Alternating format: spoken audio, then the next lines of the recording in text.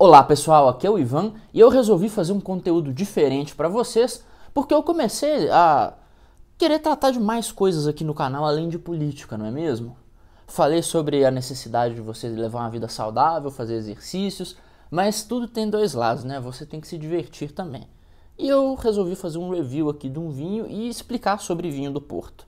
Esse aqui é um vinho do Porto Ruby, ou seja, ele vai ser mais frutado e mais doce que um vinho do Porto Town.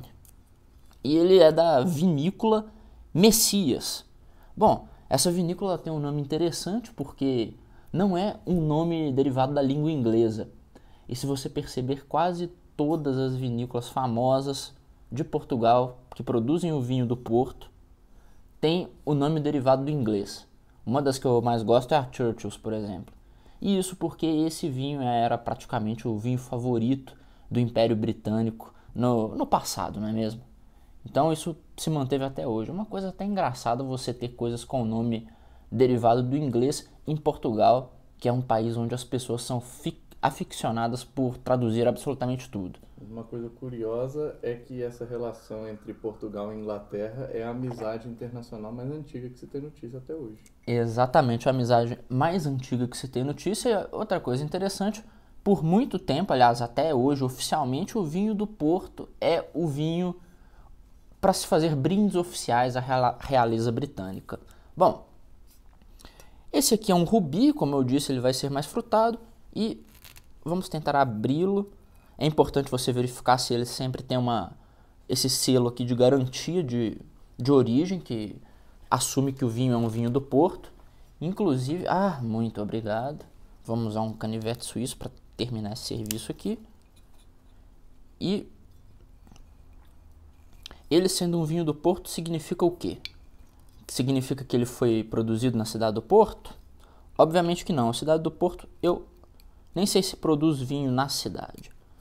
O que acontece é que esses vinhos passaram a ser conhecidos como vinhos do Porto, porque todos eles a produção deles era escoada através da cidade do Porto. Então passou a ser chamado vinho do Porto, mas no que consiste o vinho, ele é um vinho feito com uvas portuguesas, Touriga Nacional, Tinta Roriz e etc. Eles fazem uma mistura dessas uvas no mosto.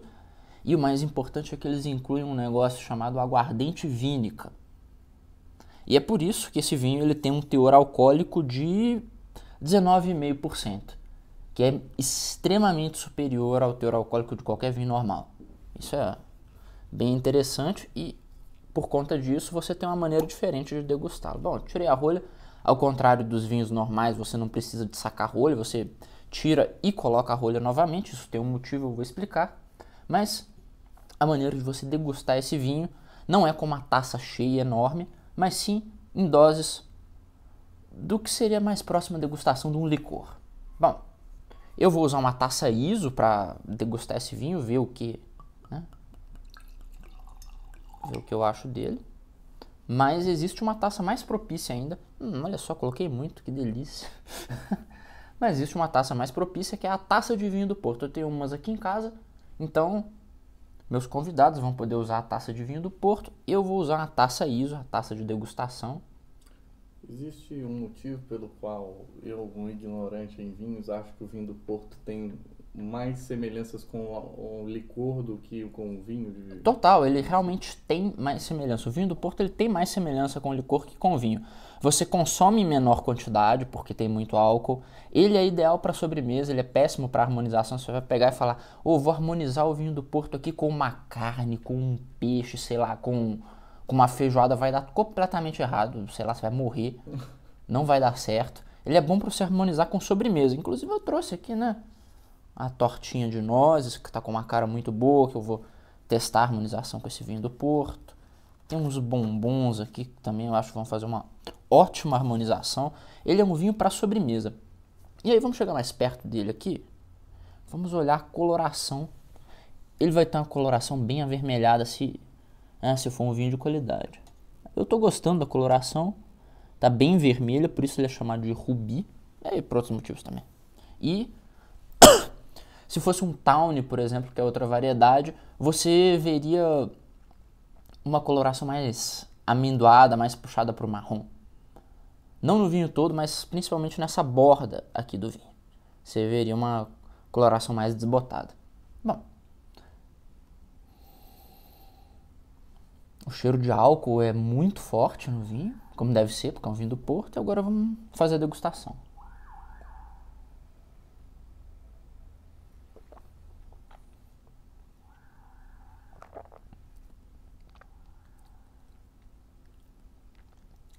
O que a gente pode dizer sobre ele? Tem um gosto, começaria a falar por amoras ou frutas vermelhas em geral. É frutado, o rubi tem que ser frutado, mas eu tô sentindo um fundo de chocolate nele, um fundo até grande, até maior que o normal. Interessante. O que mais vai querer? Vamos lá e você vai compartilhar suas impressões também.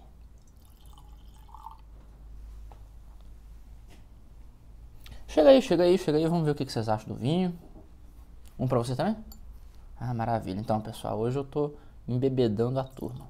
O cheiro de álcool é muito, muito forte. Ah, claro, tem que ser forte. É 20% de álcool. É mesmo. É 20% de álcool, mas assim, ele me lembra um pouco até whisky. Assim, pelo menos a volatilidade do álcool. Não é pra tanto não, mas é mais forte que o vinho normal. É bem mais forte que o vinho normal. E o ideal é harmonizar ele com doces, sobremesas. E eu falei que eu ia explicar sobre essa rolha, né?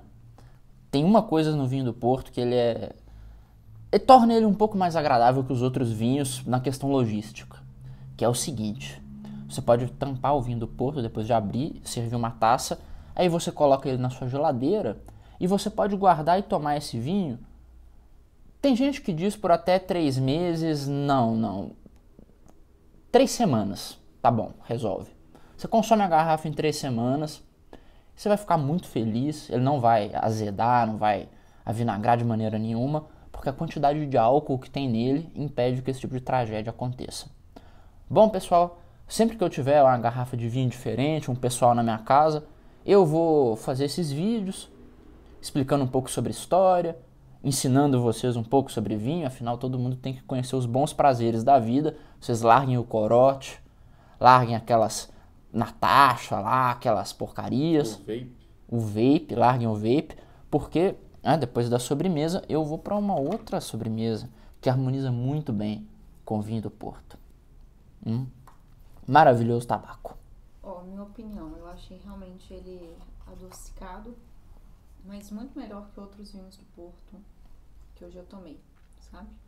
Porque o adocicado dele realmente lembra mais um chocolate, alguma coisa assim, e não tanto um adocicado só da fruta. Ele vai forte para essa pegada do chocolate, o que não é muito comum em vinho do Porto. Principalmente no retrogosto, você deixa notas menos marcantes de fruta e mais marcantes de doce. Sim.